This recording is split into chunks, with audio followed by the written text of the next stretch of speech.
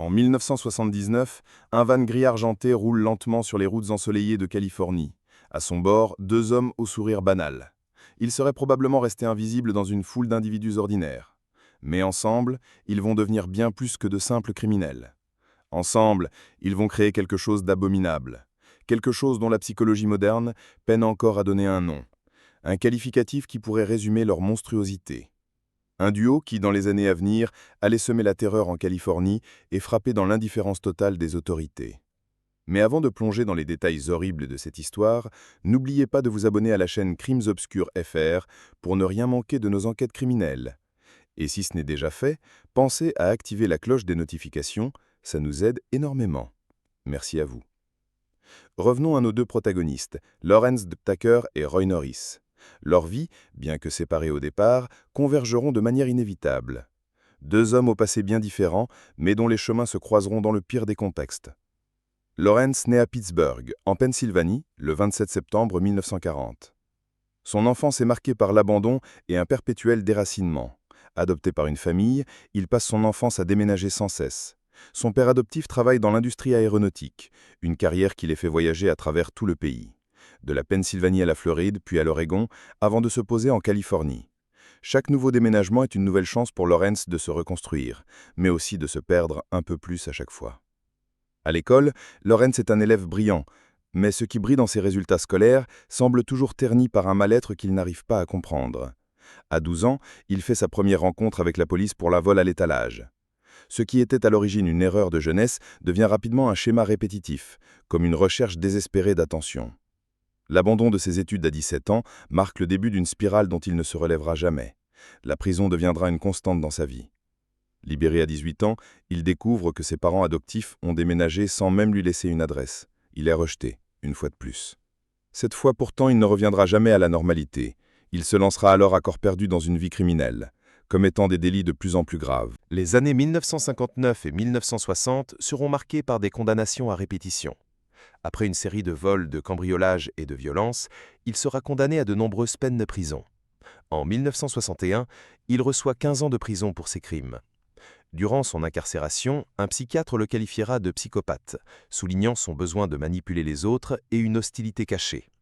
Mais malgré les alertes psychiatriques, le système judiciaire reste indulgent. En 1963, alors qu'il purge à peine 2 ans de prison, il est libéré.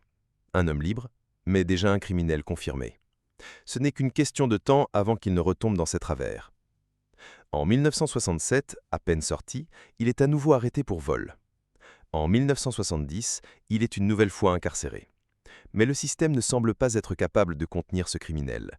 Il est libéré à plusieurs reprises et à chaque sortie, il plonge plus profondément dans la violence.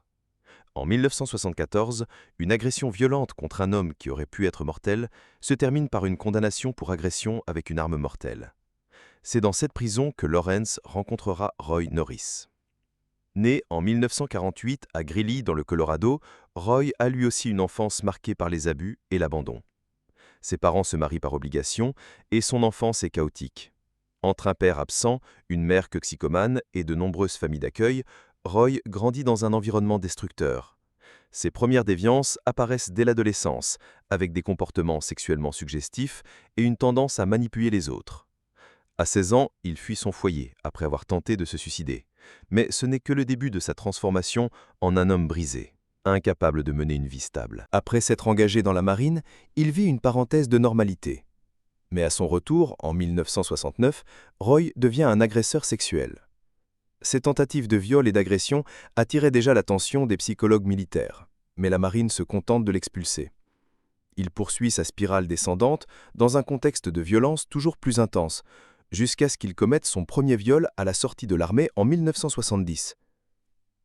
En 1971, Roy commet des agressions de plus en plus violentes et est finalement condamné à 5 ans d'emprisonnement. Mais là encore, le système judiciaire laisse une porte ouverte à sa réinsertion. Le cycle de violence continue jusqu'à sa rencontre avec Lawrence Bittaker. Leurs vies se croisent à la California Men's Colony, où ils échangent d'abord des compétences, puis des fantasmes criminels.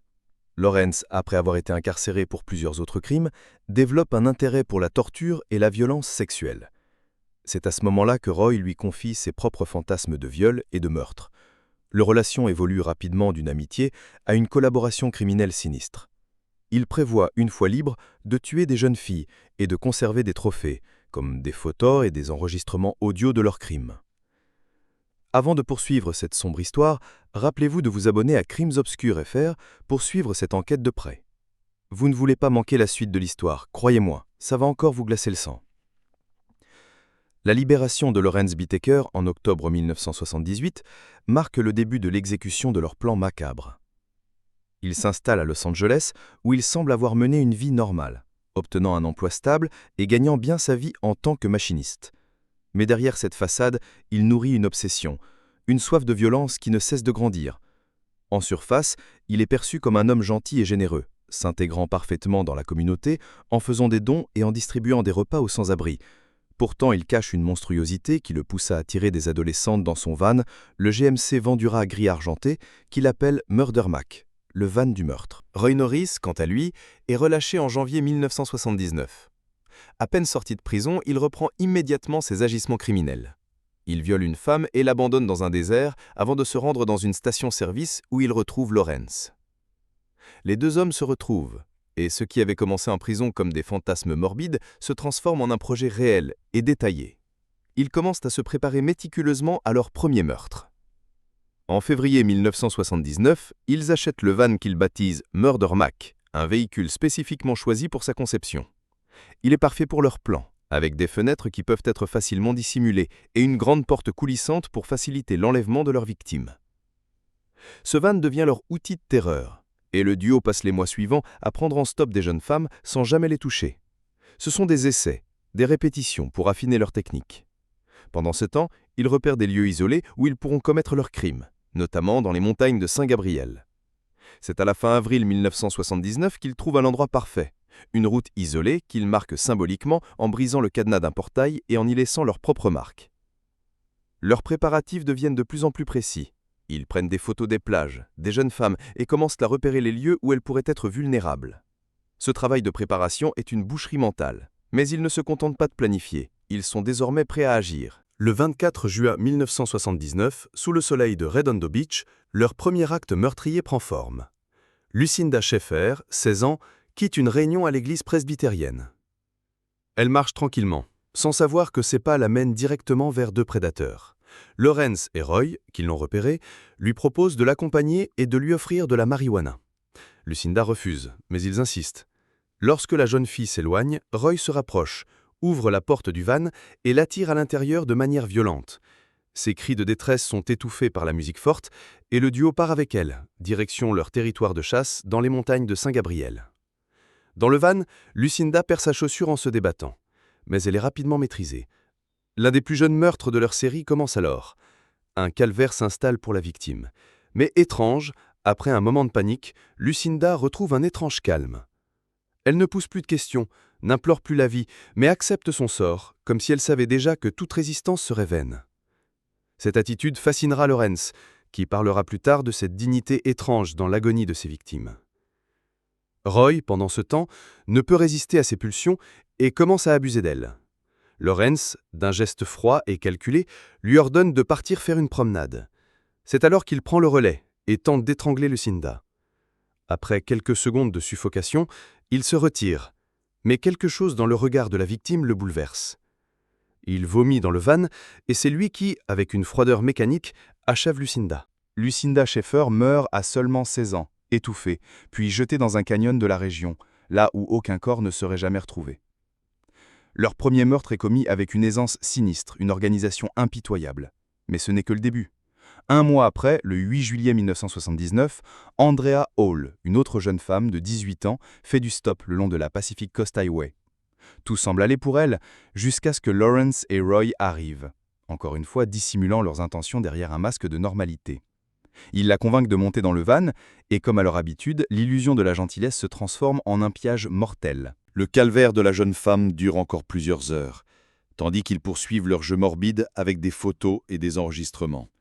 Puis, dans un acte d'une cruauté absolue, Lawrence finit par insérer un pic à glace dans les oreilles d'Andrea, lui broyant le crâne avant de la jeter du haut d'une falaise, comme une marionnette jetée dans l'abîme. Elle est morte, Son corps devient une ombre de plus dans la montagne californienne. Leurs crimes deviennent de plus en plus audacieux. Jackie Gilliam, 15 ans, et Jacqueline Lamp, 13 ans, deviennent leurs prochaines victimes. Cette fois, ils ne se contentent pas de tuer rapidement. Elles sont maintenues captives pendant presque 48 heures. La torture, les humiliations et l'horreur vont encore plus loin que précédemment. Lawrence et Roy expérimentent des niveaux de cruauté jamais vus auparavant. Des tortures sont filmées, des photos sont prises, et chaque acte les enfonce encore plus dans la monstruosité. Si vous trouvez ce récit aussi choquant que moi, n'oubliez pas de vous abonner à la chaîne Crimes Obscurs FR pour ne rien manquer de ces histoires horribles. L'enquête ne fait que commencer, et plus vous vous abonnez, plus nous pouvons vous offrir de nouvelles affaires criminelles dans le même genre.